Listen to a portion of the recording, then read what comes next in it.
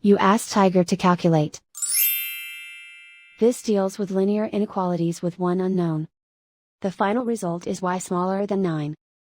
Let's solve it step by step. Group all constants on the right side of the inequality. Add 11 to both sides.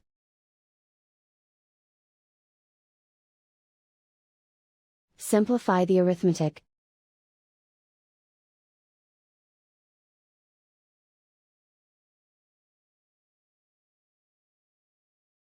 Isolate the y. Divide both sides by 2.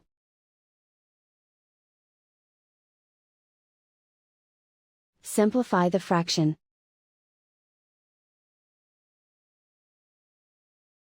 Find the greatest common factor of the numerator and denominator.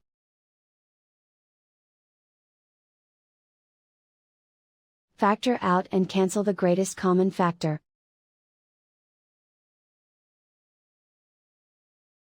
Plot the solution on a coordinate grid. And so the final result is y smaller than 9.